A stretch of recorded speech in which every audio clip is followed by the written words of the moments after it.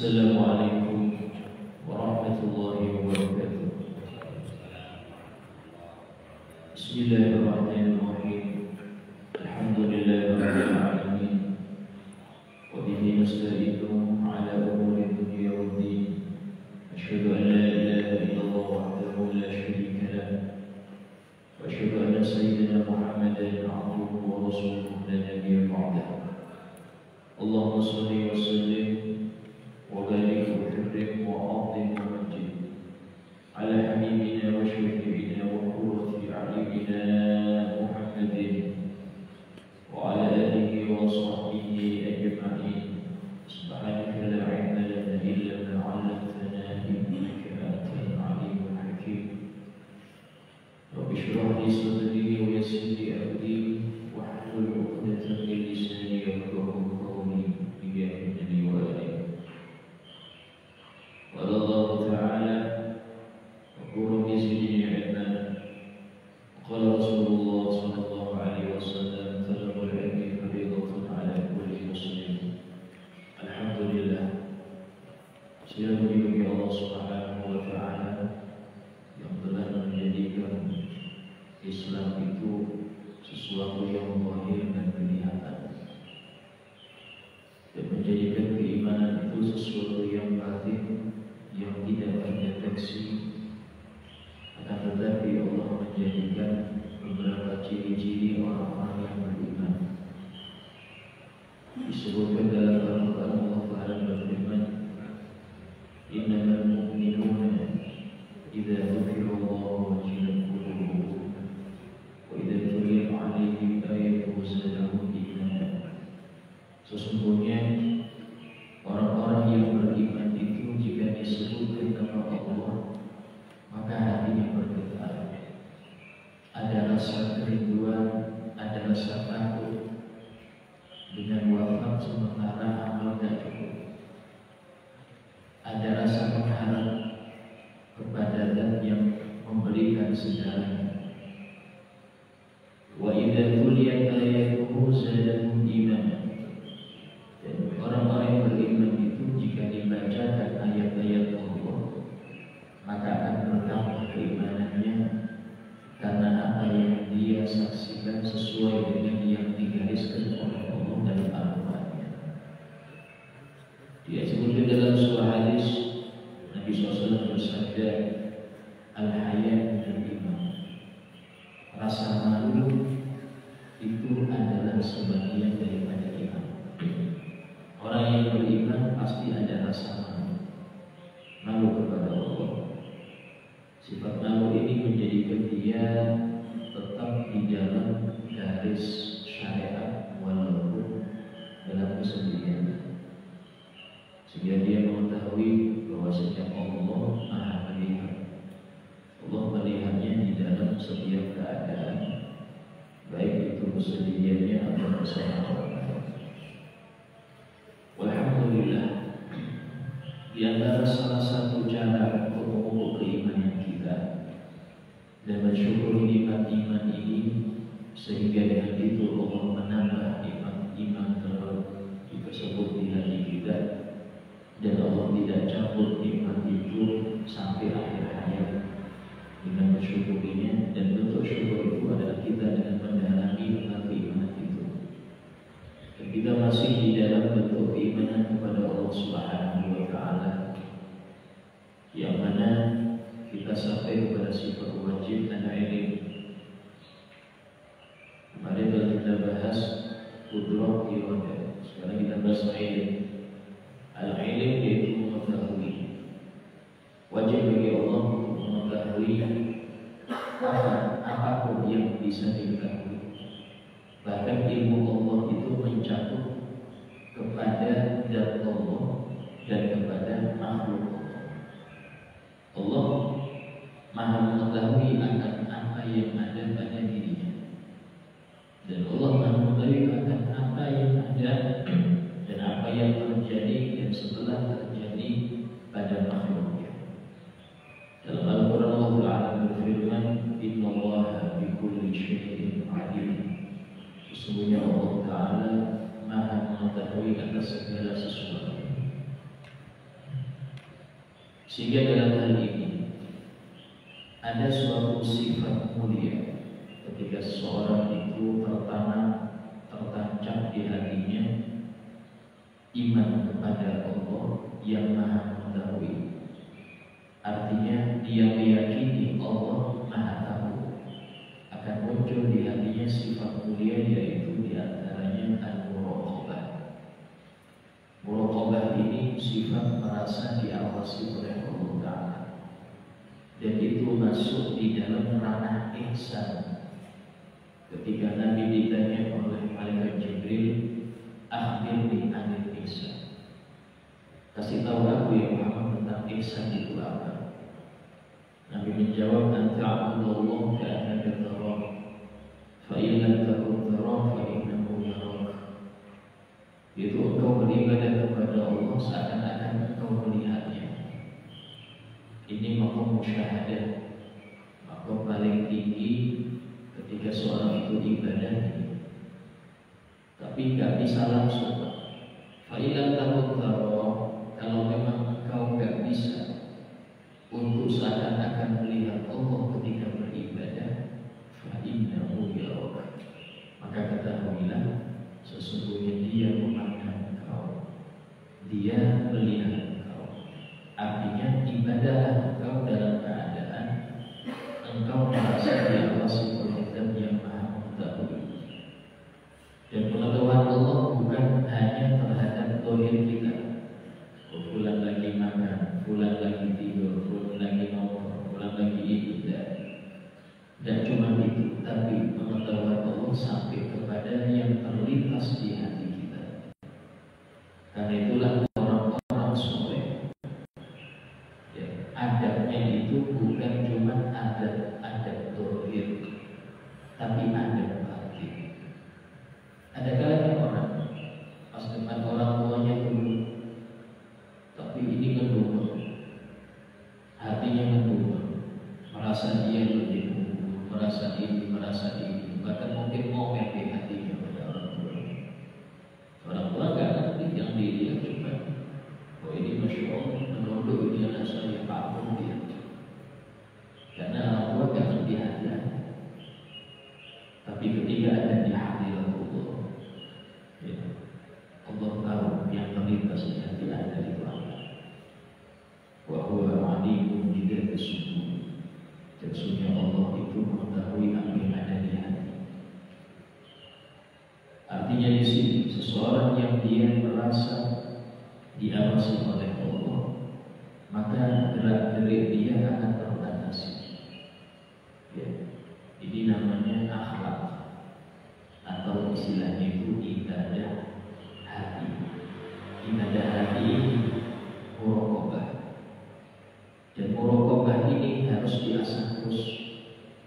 Di antara ulama ada yang mereka ini mengajari anak-anaknya dengan zikir yang itu bisa menumbuhkan sifat muraqabah di hati. Apa itu? Allahumma inni, Allah bersamaku. Allah narjidi, Allah melihat aku. Allah syahidi, Allah menyaksikan aku.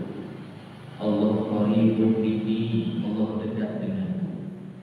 Ini zikir dibaca terus sampai meresap ke sini. Kalau sudah meresap ke sini, maka akan muncul sifat rasa malu dimanapun dia berada. Dimanapun dia berada, di masjid sama, di luar masjid sama. Kenapa? Allah melihat. Mau dia di tempat keramaian, di kesendirian sama, Allah memperhatikan dia. Dia benar. Yang kedua, akan muncul sifat hanya mengharap kepada Allah. Karena yang tahu urusan dia cuma Allah. Dia hanya berkeluh kesah kepada Allah. Karena yang ngerti dia hanya Allah. Ada ketergantungan. Kadang-kadang orang itu pas support dia ingin curhat. Walaupun yang dicurhat itu nggak bisa ngasih solusi, tapi dia agak plong karena sudah curhat. Ini kemanusiaan. tapi Allah lebih tahu, Allah sudah tahu. Sehingga curhat dia kepada Allah itu lebih menjadikan urusan dia Tuhan. Nabi Yakub alaihissalam ketika beliau mendapat kabar putranya Yusuf ini dimakan serigala, menurut saudaranya, apa yang dia ucapkan? Inna ashku bathi wa husni ila Allah. Aku hanya mengadukan kesedihanku hanya pada Allah. Hanya pada Allah. Artinya aku tidak mau mengadu kepada siapa? Pada Allah. Kenapa? Karena ngerti bahwasanya yang maha tahu cuma Allah. Bisa jadi kabar yang dibawa oleh putra-putraku ini bohong. Allah yang lebih tahu. Nah itu. Yang ketiga, di antara buah orang yang tertancap di hatinya iman Allah Maha Tahu, itu muncul ikhlas. Muncul ikhlas. Terus apa hubungannya? Orang kalau dia ini niat ibadahnya itu ingin pahala dari Allah, niat pahalanya. Kenapa kau ibadah? Saya ingin pahala. Kalau dia mengharap pahala dari Allah hanya, maka dia tahu Allah Maha tahu ibadahnya. Karena Allah Maha tahu, tak perlu kau tampakkan ke orang lain. Tuh orang lain pun tak bisa ngasih pahala. Kalau tujuan kau nyari pahala, kalau tujuan kau nyari pahala, maka engkau ibadah di mana pun, sembunyi di rumah, atau untuk wajah dengan selimut, dikira istri sedang tidur, padahal berpikir, padahal nangis itu saja, dikira tidur. Apakah gak dibalas oleh Allah? Allah membalas. Allah membalas. Jadi Allah Al-Khattab itu disebutkan beliau itu sering bantalnya itu basah, bukan karena nangis. Nangis itu usah. Ya, sedangkan Al-Khattab yang mau berani itu kalau sudah di hadapan Allah sangat-sangat takut, sangat-sangat takut. Kenapa? Allah Maha tahu. Sehingga orang kalau dia ini hanya mengharap pahala itu, maka dia sangat-sangat menyembunyikan amalnya. Karena dia ngerti hanya Allah yang tahu apa yang saya tampakkan ke orang lain, apa yang saya tampakkan ke orang lain. Toh mereka juga gak balas amal saya. Dari sini seseorang yang dia ini mengetahui Allah Maha tahu, maka dia merasa cukup dengan pengetahuan Allah dan gak butuh pengetahuan selain Allah. Dia merasa cukup dengan pengetahuan Allah dan dia tidak mengharap orang lain tahu dan mengharap cukup Allah. Sehingga dalam hal ini banyak orang-orang itu secara zahir biasa, kelihatan biasa, tapi derajatnya si Allah sangat tinggi, sangat tinggi. Sampai-sampai disebutkan oleh Al-Habib Hasan bin Abdullah Asy-Syafi'i rahimahullah, kam min masyhur mas'ulin fil ardh masyhurun fis sama'. Berapa banyak orang yang di bumi kelihatan tertutup, orang biasa, bukan orang masuk, kelihatannya bukan orang soleh, bukan orang ulama, tapi di langit dia dikenal oleh malaikat karena amalnya tembus-tembus, amalnya naik. Amal siapa ini? Bulan terus, sehingga malaikat kenal. Malaikat kenal kenapa? Karena amal dia naik terus. Padahal di bumi gak ketahuan. Disebutkan di antara sabda Nabi pernah beliau di dalam suatu perkumpulan dengan sahabat, beliau bersabda, "Rubba ash'ath akbar bi timraini la yubalu." Berapa banyak orang yang rambutnya awut-awutan, pakaiannya itu compang-camping, istilahnya secara zahir kayak gak ada orang yang tahu. La yubalu, gak dipedulikan orang. Doa sama Allah tidak berkah. Tapi kalau dia minta sama Allah langsung dikabul. Di dalam hadis yang lain menyebutkan, ini kalau diundang, hadir nggak hadir orang nggak peduli. Kalau ada hajat sedikit yang datang. Kalau meninggal sedikit yang menangisinya. Bahkan sedikit yang menggurui kabarnya. Kata Nabi, khamil fil ardh, dia nggak dikenal di bumi, tapi masyhur fis samawat, tapi dia terkenal di langit. Maka ada seorang sahabat, dia Rasulullah tunjukkan satu orang dari mereka. Tunjukkan satu orang dari mereka. Aku kepingin kenal, ingin tahu. Dan Nabi udah Uwais. Ada satu orang namanya Uwais. Sehingga Uwais al-Qarni ini hidup di masa Nabi, tapi tidak pernah ketemu Nabi. Karena Islamnya beliau di tangan sahabat Abu Bakar As-Siddiq kalau tidak salah, atau Sayyidina Abu Musa Al-Asy'ari. Ketika Nabi mengirim sahabat untuk mendapatkan Islam ke arah Yaman. Orang yang Qarn ini desa di kota namanya Murad. Murad ini kota di daerah namanya Yaman. Jadi Yaman itu ada kota namanya Murad. Murad punya desa namanya Qarn. Sehingga dia Uwais al-Qarn. Orang Yaman hebat-hebat, hati-hati, jangan benci Yaman. Banyak ulama besar dari sana. Sehingga Uwais ini nggak pernah ketemu. Cuma Nabi kenal dulu. Saking kenalnya sampai Nabi itu menyebutkan ciri-ciri. Ini Uwais punya seorang ibu yang lucu. Dan beliau saking berbaktinya pada ibunya sampai rela gak ketemu aku di Madinah. Sehingga beliau gak jadi sahabat. Tapi nama beliau dikenal Nabi. Gak pernah ketemu Nabi, nama beliau dikenal Nabi. Kenapa? Langit terkenal. Di langit masyhur. Jadi makanya Uwais ini pernah kena penyakit belang. Akhirnya Allah sembuhkan, tapi dia minta ya Allah sisakan sedikit, sehingga dia disisakan oleh Allah belangnya sedikit untuk dia biar ingat iman Allah. Ya. Uwais ini disebut oleh Nabi, dia ini nanti ketika di akhirat, Nabi kasih tahu ketika di akhirat itu orang-orang itu soleh-soleh di masanya suruh masuk surga. Ketika Uwais mau masuk, Uwais berhenti dulu, kasih syafaat. Dan syafaat yang diberikan oleh Allah untuk Uwais ini sebanyak Qabilah, Rabi'ah dan Mudhar.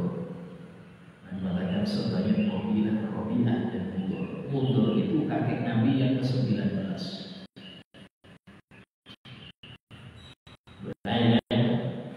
Hampir seluruh Quraisy sampai hari kiamat bukan puluhan juta, miliaran. Robi saudaranya Mudhar. Dua saudara ini punya keturunan berapa miliar sampai hari kiamat. Sebanyak itulah Sayyidina Uwais kasih syafaat. Bukan orang yang punya majelis, bukan orang yang muridnya ribuan. Beliau di kampungnya dikenal orang gila.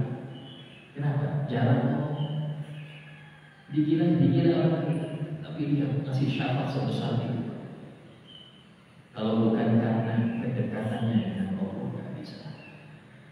Bahkan sampai-sampai Nabi berpesan kepada mertuanya Sayyidina Umar bin Khattab dan menantunya Sayyidina Ali bin Abi Thalib yang hadir waktu beliau cerita Uwais ini. Ya Umar, ya Ali, kalau kalian bertemu dengan Uwais, minta doanya, minta agar Allah ampuni kalian. Pasti Allah ampuni kalian. Tapi yang mustajab ya, coba dua sahabat paling besar, termasuk Khalifah dua-duanya, Sayyidina Umar, Sayyidina Ali, disuruh minta doa kepada Sayyidina Uwais. Dan jelas ini Nabi tahu dua sahabat ini akan ketemu Nabi.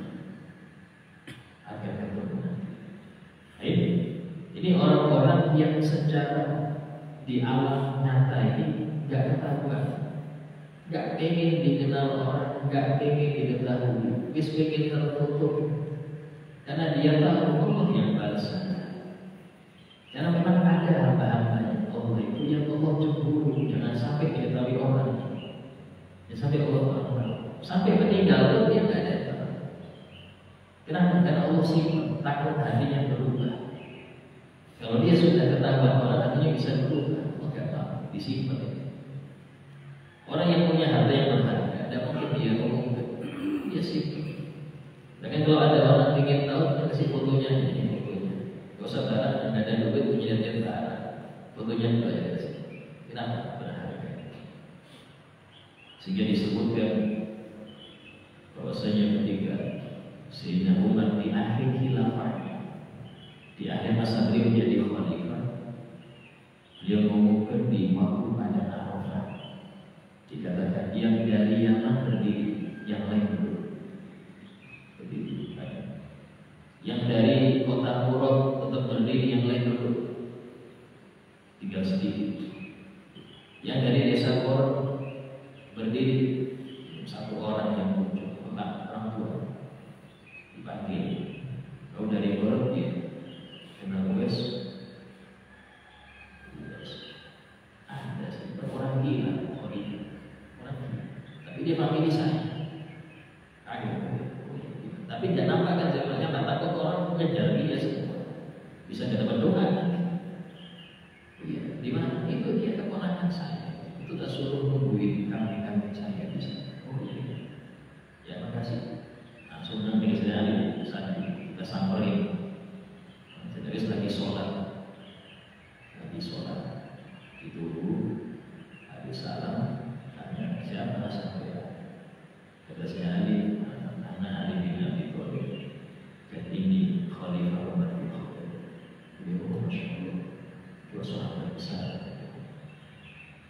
Langsung kok sampai tahu saya ini Uwais. Untuk Nabi cerita, nangis begitu. Nabi cerita, nangis. Akhirnya langsung kata saya Uwais bilang, kalian berdua ini tidak kenal Nabi kecuali bayangannya aja. Ini sahabat yang ngomong gak pernah tahu Nabi, cuma bilang kalian berdua tidak mengenal Nabi kecuali bayangannya aja. Kata yang dua orang ini dia, tapi cuma kenal bayangannya, gak ngerti hakikat. Coba ini sahabat Uwais, abang saya Uwais ini akhirnya bilang, karena kalian sudah tahu saya mau kabur. Kemana? Gak tahu, pokoknya gak di sini. Karena sudah ketahuan keluar, gak mau lagi. Mereka ini lari dari kebenaran. Imam Ghazali waktu di Baghdad, beliau itu punya pengajian yang hadir puluhan ribu, semuanya ulama. Ribu semuanya ulama. Akhirnya beliau keluar dari Baghdad, diam-diam, gak ada yang tahu. Kalau tahu diikuti muridnya. Ketemu ada seorang ulama, ya Imam, kemana-mana. Saya mau mencari tempat yang saya tidak dikenal. Saya mau cari tempat yang saya tidak kenal. Saya ingin santai, ingin ibadah itu enak. Akhirnya waktu itulah beliau ingin menulis di Ihya Ulumuddin ketika di tempat yang tidak dikenal. Selama orang itu masih mencari dikenal orang, dia tidak jujur pada Allah. Berarti kalau dia jujur pada Allah, benar-benar memang nyari itu Allah, ngapain dia masih nyari selain Allah? Jadi kalau dia memang betul-betul nyari Allah, maka dia cukup dengan Allah, karena Allah yang maha tahu segalanya. Sehingga dalam hal ini pengetahuan akan Allah yang maha tahu, pengetahuan seorang hamba bahwasanya Allah maha tahu segalanya, itu menjadikan muncul sifat-sifat mulia. Dia akan sifat muraqabah, dia akan hanya mengharap Allah, dan dia akan ikhlas dalam ibadahnya. Disebutkan di antara ucapan Imam Abdullah bin Al-Haddad, dia mengatakan qad kafani ilmu rabbi, cukup bagiku pengetahuan Allah kepadaku, min su'ali wa ikhtiyari, cukup bagi Allah tahu keadaanku sehingga aku tak perlu berdoa nggak perlu aku minta karena Allah tahu yang lebih baik untuk itu apa. Ini hakikatnya. Cuma berdoa di hati. Ketika kalian melihat aku ini banyak doa, banyak mengemis pada Allah, itu bukan karena aku ragu Allah ngerti aku apa enggak, tapi itu sebagai syahidun di biftiqori, sebagai bukti aku butuh Allah. Aku ini butuh Allah untuk menampakkan aku ini butuh Allah. Aku doa terus, bukan karena aku masih tahu ya Allah, engkau harusnya tahu saya ini butuh. Allah lebih tahu.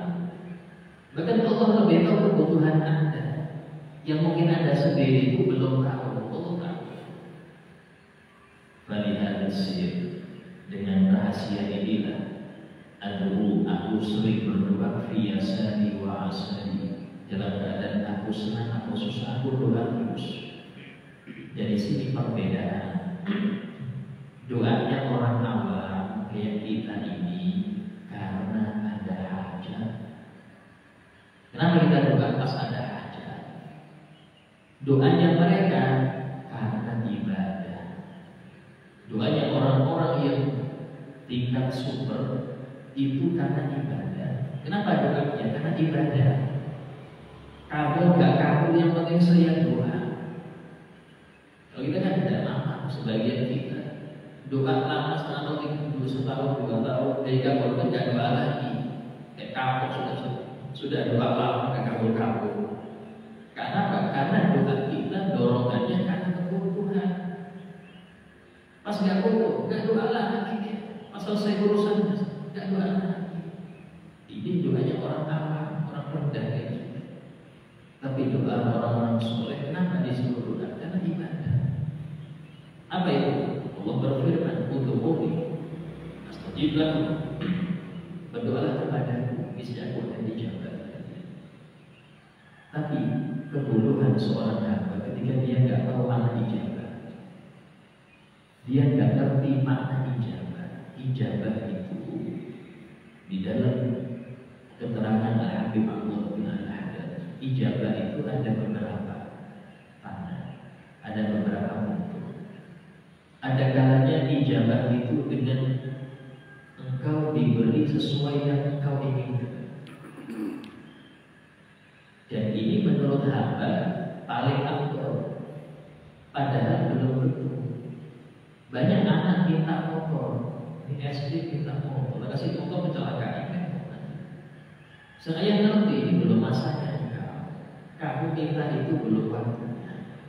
Minta yang pas dengan kawannya. Jadi dia adalah bentuk rahmat Allah. Kadang-kadang kita tidak diberi cepat tentang apa yang kita butuhkan. Kenapa? Karena Allah lebih ngerti bukan ini. Ada yang lebih utama untuk kamu. Nah, yang kedua, ada kalanya doa istijabah doa itu dengan kita dipalingkan dari musibah yang sudah ditentukan untuk kita. Gara-gara doa kita, musibah yang harusnya kena kita, Allah singkirkan karena doa yang mustajab. Yang ketiga, ada kalanya Allah memberi kita yang lebih besar daripada kita minta. Ya, itu yang istijabah. Dia minta A dikasih B, karena Allah lebih tahu kamu lebih manfaat B daripada A. Yang keempat, ini yang paling afdal. Allah simpan pahala Anda dan Allah kabulkan nanti di akhirat. Ini yang dikejar oleh orang-orang soleh. Kenapa? Karena terkabulnya pahala yang di akhirat sifatnya abadi. Kalau di dunia sifatnya fana, paling pun sampai ada apa-apa, bapak selesai. Ini nanti hanya waktu hidup aja. Tapi kalau urusan Allah simpan itu di akhirat, disebutkan oleh salah seumpama orang-orang itu tahu pahala yang tidak diijabahi itu di dunia, Allah simpan di akhirat, dan gak mengharap kabul di dunia. Bisa dia banyak doa dan gak mengharap kabul di dunia, mengharap kabulnya di akhirat saja. Kenapa? Karena dia ngerti sifatnya abadi di akhirat. Tapi tadi Allah berfirman, wa kana al-insanu ajula, manusia itu senang tergesa-gesa, pengen cepat, pengen sekarang, pengen ini, itu sebab manusia. Dia tidak ngerti ada yang lebih baik daripada di dunia. Dan kalau kita perhatikan ya, sebagian besar doa kita itu urusan dunia. Padahal kebutuhan kita akan akhirat lebih besar. Kebutuhan kita di akhirat itu lebih besar daripada di dunia. Cuman karena apa? Dangkalnya pikiran kita ini cuma sampai sebelum wafat, sehingga doa kita cuma urusan itu. Nah, kemudian di antara sifat wajib bagi Allah al-Hayy, Maha hidup. Allahu la ilaha illa huwal hayyul qayyum. Allah tiada Tuhan selainnya, al-Hayy yang Maha hidup, al-Qayyum yang Maha mengurusi alam ini tanpa bantuan siapapun. Al-Hayy, sifat hayat wajib bagi Allah Subhanahu wa taala. Ya, sehingga disebutkan Allah mustahil bersifat kebalikannya hayat, mati. Mustahil Allah mengalami kematian. Cuma Allah punya sifat ihya, menghidupkan. Dan lawannya apa? Mematikan. La ilaha illallah wahdahu la syarika lah, lahul mulku wal hamdu yuhyi wa yumiit wa huwa ala kulli syai'in qadir. La ilaha illallah, tiada selain Allah, wahdahu satu-satunya, la syarika lah, ada seluruh baginya. Lahul mulku, bagi dia segala kerajaan dunia dan akhirat, alam dunia dan alam akhirat, kerajaan langit dan kerajaan bumi. Walahul hamdu, dan baginya segala puji. Yuhyi wa yumiit, dia menghidupkan dan dia mematikan. Dua sifat berlawanan, tapi sama-sama milik Allah. Dosa kok bisa? Karena ini bukan sifat dat, ini sifat fi'il, sifat perubahan. Kalau dat tidak mungkin ada lawan, tidak mungkin, lawannya mustahil. Kalau dat hidup, ini sifat dat, menghidupkan sifat perbuatan. Allah menghidupkan dan mematikan. Tapi Allah Maha hidup, mustahil mati. Itu yang harus berbeda. Karena itulah dalam Asmaul Husna ada Mu'iz, Mudil. Allah yang memuliakan dan Allah yang menghinakan. An-Nafi' wallah, Allah Maha memberi manfaat dan Maha memberi bahaya. Kenapa? Perbuatan.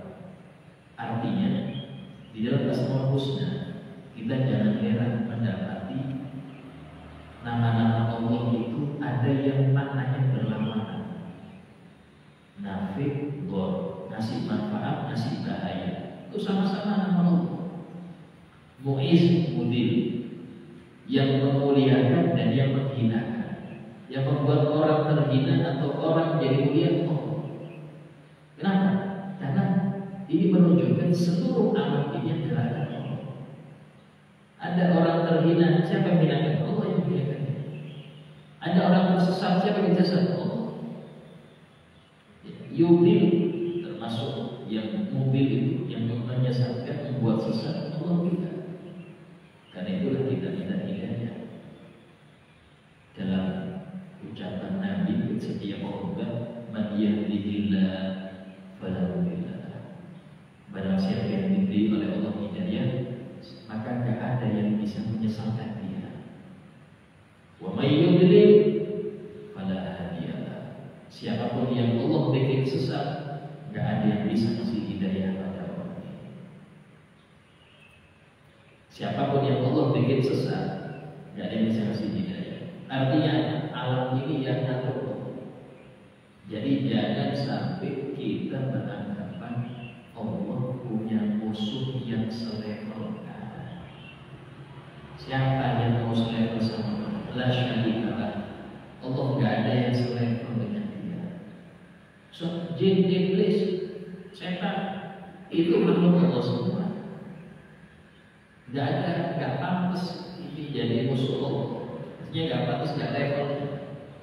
Artinya apa? Iblis, setan itu tunduk pada Allah. Tunduknya ya dia harus meyakini semua gerak-gerik dia Allah yang atur. Ada dia di tangan Allah. Harus tahu dia. Ini sehingga dalam hal ini disebutkan dalam Al-Quran, wa qala laha wal ardi ya qawman wakala. Ketika Allah berfirman kepada langit dan kepada bumi, tiadalah kalian kepada Allah qawman wakala, dalam keadaan kalian patuh atau terpaksa. Harus dalam keadaan patuh terpaksa. Qala ataina qawmi. Keduanya langit bumi mengatakan kami datang kepada Allah dan keadaan bodoh dan patuh. Artinya semua pasti patuh. Mau terpaksa atau tidak, patuh saja. Orang kafir sebejat apapun dia, gak iman apapun dia, tetap namanya aja Allah yang ngurus. Orang kafir gak bisa ngatur ajalnya, karena dia tahu ajal saya Allah. Walaupun dia kufur, kalau dia kufur dengan Allah, dia tahu ajal dia Allah yang bikin. Ini yang pakai di sini. Dan Allah kita sama Allah, Rabbi anzirni ila yaumil qiyamah. Ya Allah, awetkan aku sampai hari kebangkitan. Artinya jangan matikan aku sampai hari kebangkitan. Allah berfirman, qala inna anta minal munzirin. Engkau termasuk yang diawetkan. Artinya yang akan dimatikan sampai hari kebangkitan. Untuk apa? Untuk goda manusia. Dosa kok gitu? La yus'al amma yaf'al. Allah tidak ditanya apa yang dia berbuat. Wahum yus'alun, sementara seluruh makhluk akan ada pertanyaan tentang perbuatan mereka. Terserah Allah. Ibadahnya cuma hak, terserah Allah. Ya, sehingga dalam hal ini harus kita yakini bahwasanya sifat hamba itu tidak boleh menolak apa yang dikasihkan oleh Allah itu. Sehingga tapi kita ada hak minta, kita ada hak meminta, sehingga kita akan kebaikan dunia akhirat. Nah kemudian sama basor kalam, sama ini maha mendengar. Allah wajib maha mendengar. Sehingga dalam hal ini doa kita mau sampai keras doanya atau pelan atau doa di hati, Allah maha mendengar. Terus daripada kita teriak-teriak, penting saya baca pelan aja. Beda syariat. Syariat itu Nabi itu ada kalanya doanya keras, sehingga sahabat yang lain mendengar doa Nabi. Banyak ya riwayat yang sahabat mengatakan saya mendengar Nabi baca ini, baca ini. Tanda Nabi tidak perlu baca di sini. Nabi tidak perlu baca didengar-dengar sendiri. Sahabat sering dengar doa Nabi. Dari sinilah intiba Nabi itu harus tiga ya. Doa keras dia, doa pelan dia, doa di hati dia, dan Nabi semua juga doa.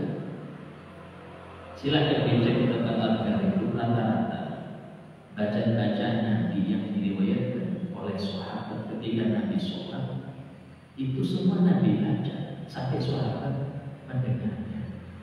Akhirnya sahabat yang Nabi kalau rukuk baca ini, Nabi kalau iftitah baca ini, menunjukkan apa? Nabi doa itu sering ada.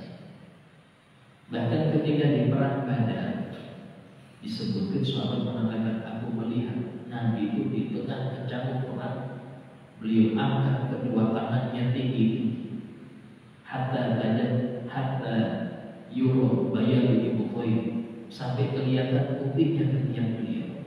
Artinya tinggi, bahkan ini tinggi. Apa doa Nabi? didengar oleh sahabat itu. Allahumma intuhlik hadhihi musibah fala tubat ba'dahu. Ya Allah, kalau engkau takdirkan kelompok kecil ini kalah, itu 313 muslim melawan 1000 orang kafir. Kalau engkau takdirkan kalah ini yang kecil ini, dan yang bangkau setelah hari ini selesai Islam habis. Langsung Allah turunkan malaikat 5.000, menang 5.000 malaikat turun. Orang Badar, jadi bilang Badar kubur, perang terbesar itu Badar. Dan muslim cuma 313. Di perang Hunain muslim ribuan ada, tapi kalah masih dengan perang Badar. Kenapa? Jumlah yang tidak masuk akal. 300 melawan 1000 senjata mereka. Nah, ini menunjukkan Nabi doanya keras, bukan karena ragu Allah Maha mendengar, bukan, tapi ada kalanya untuk semangat itu doa keras. Di antaranya kalau memang ada doa bersama, mengamini, dan mengamini doa itu sama dengan doa Nabi Musa ketika berdoa untuk kehancuran Fir'aun, yang mengamini Nabi Harun. Apa Allah berfirman? Ujibat da'watukum, doa kalian sudah diterima. Artinya apa? Yang doa cuma Nabi Musa yang ngamini Nabi Harun, tapi Allah berfirman ujibat da'watukum fastaqima wa la tattabi'an sabil ladina la yu'minun. Sudah diijabah doa kalian, sekarang tetap istiqomah, jangan ikutin jalur orang yang tak beriman. Disebutkan oleh ulama tafsir, jarak waktu antara tenggelamnya Fir'aun di Laut Merah dengan doanya Nabi Musa itu 40 tahun. Ijabah itu gak harus langsung seminggu, Pak. Ijabah Nabi Musa 40 tahun. Sampai mau besok langsung keluar doa sekarang. Siapa ada? Ini harus kita tahu bahwasanya ada dengan Allah itu penting. Ya Allah, sekarang aja. Allah lebih tahu akan masa depan. Nah, ini bentuk iman dengan Sami'. Insyaallah kita lanjutkan sisa-sisa daripada sifat wajib Allah itu yang akan datang kita bahas. Sebagai paripurna majelis, ada yang mau bertanya, silakan ditanya.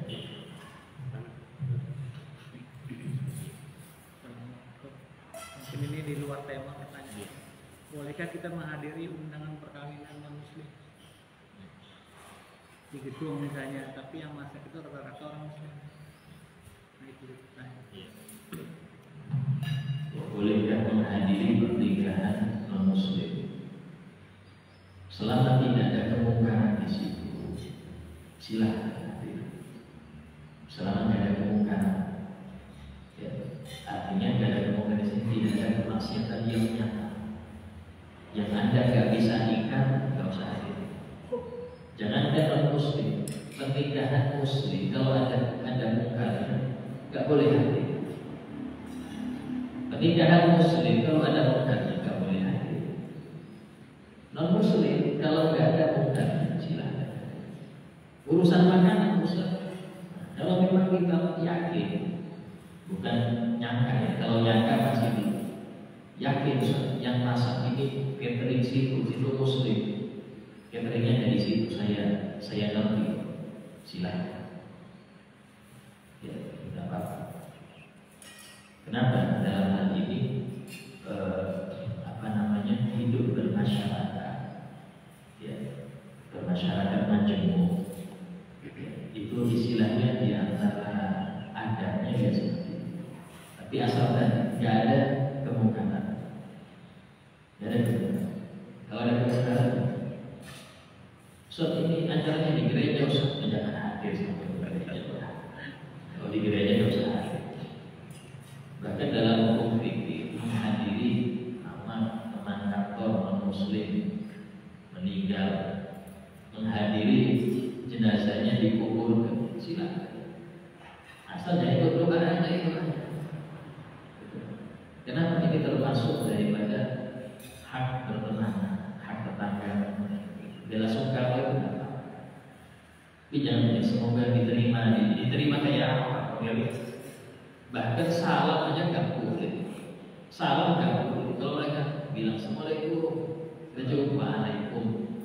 Nggak usah waalaikumsalam. Karena keselamatan nggak ada pada mereka. Itu harus tahu kita. Ada aturannya.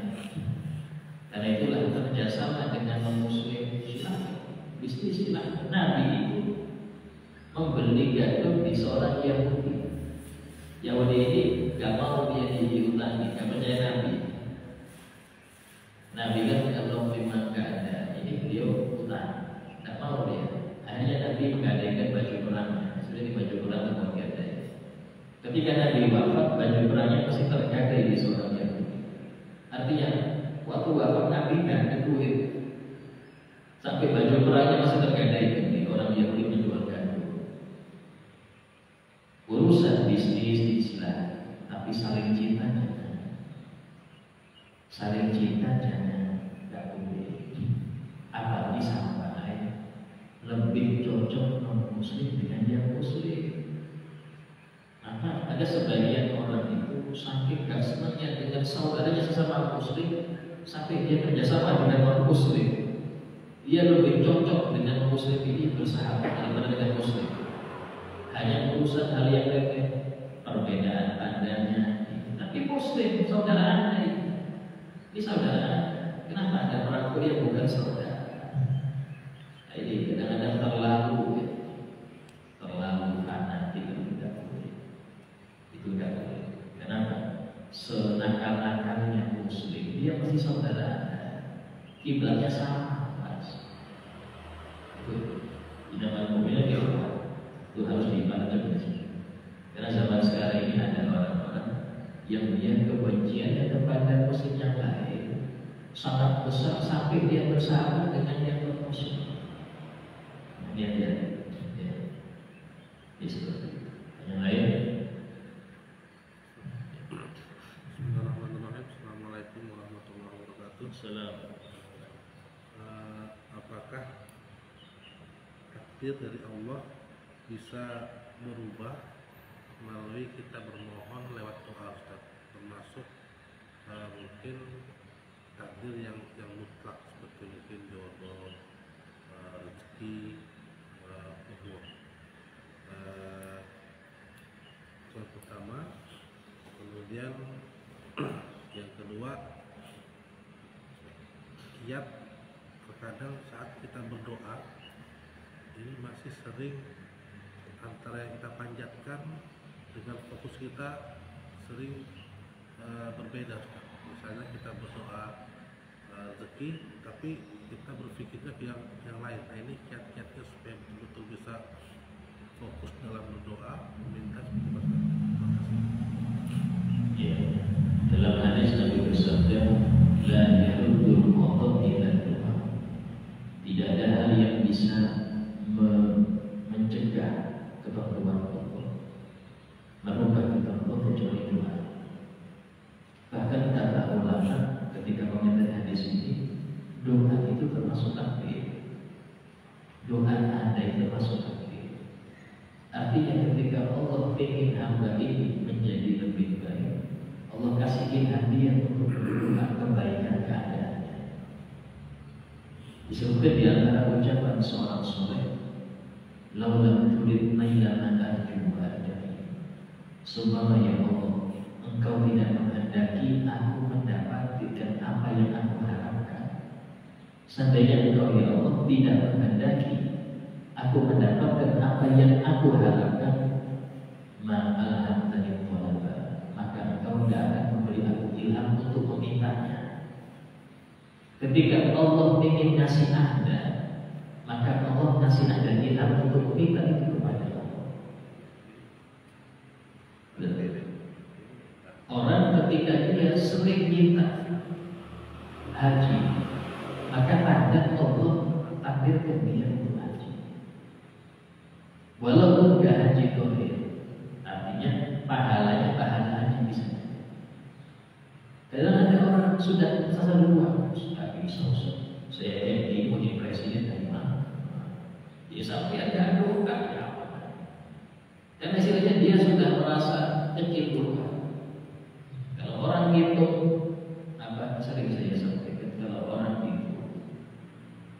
berusaha dengan melihat dirinya, maka gak akan nyampe-nyampe.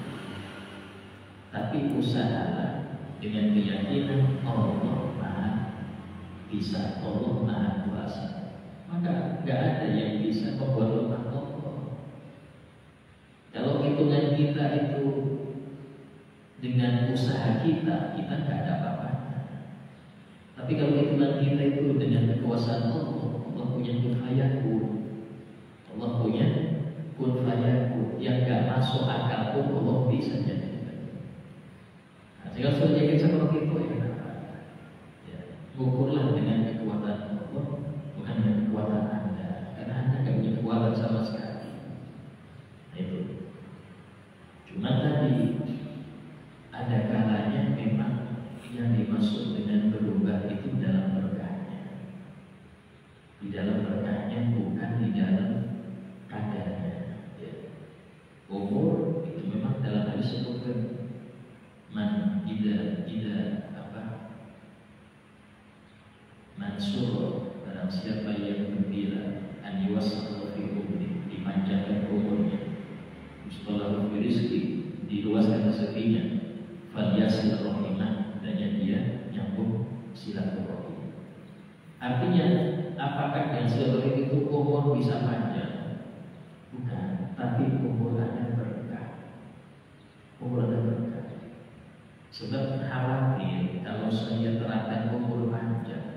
Hanya banyak orang silaturahim meninggal umur 50 tahun, 40 tahun, katanya hadis Nabi bisa dosa. Yang dimaksud bukan panjang secara angka, tapi umur dia 50 kayak 100, manfaat itu kayak orang 100, umur 100, itu yang dimaksud keberkahan. Ya. Terus kemudian yang kedua, di antara cara yang untuk kita ini doa fokus, karena memang Allah, Nabi bersabda, Inna Allah la yaqbalu du'a'an min qalbin ghafil. Allah tidak menerima doa dari hati orang lain. Kenapa biar kita gak lalai Ustaz? Yang pertama, usahakan Anda tahu apa yang Anda minta. Anda tahu apa yang Anda minta. Artinya ngerti arti bahasa Arab doa. Usahakan. Ada orang nabi-nabi kayak mana? Nabi, dan yang juga baca pun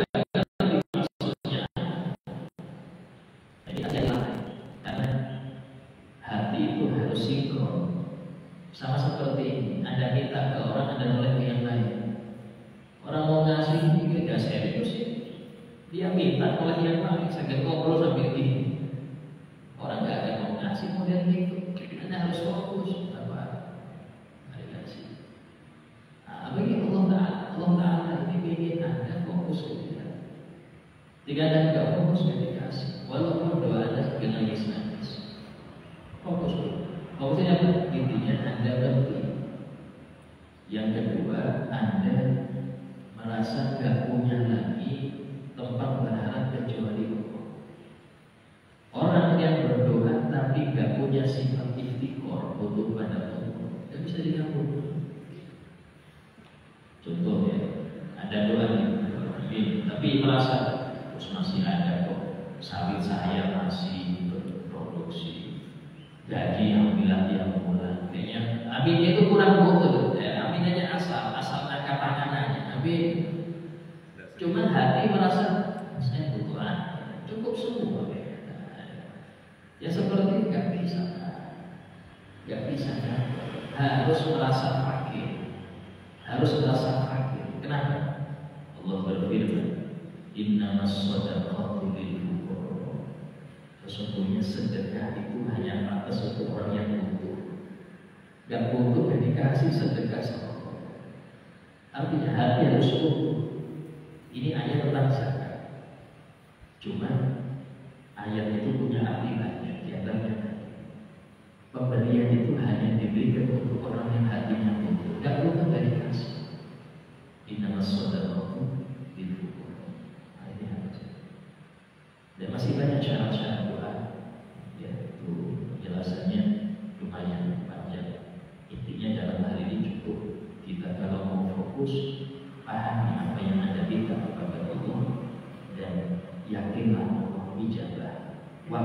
terserah Allah, bukan terserah Anda. Di waktu yang Allah ingin, bukan yang Anda ingin. Itu tanam hati-hati. Semoga Allah Ta'ala bikin kita orang-orang yang lebih mengenal Allah, sehingga di antara ini kita lebih mendekat kepadanya, lebih takut kepadanya, dan semakin mendekat menjadi hamba-hamba yang dicintai oleh Allah. Ya Rabbal Alamin. Ala hadiniyah kulliyat sholihah al-Fatihah. Bismillahirrahmanirrahim. Alhamdulillahirabbil alamin arrahmanir rahim maliki yaumiddin. Iyyaka na'budu wa iyyaka nasta'in. Ihdinas siratal mustaqim. Siratal ladzina an'amta 'alaihim ghairil maghdubi 'alaihim waladdallin. Bismillahirrahmanirrahim. Alhamdulillahirabbil alamin. Allahumma shalli wa sallim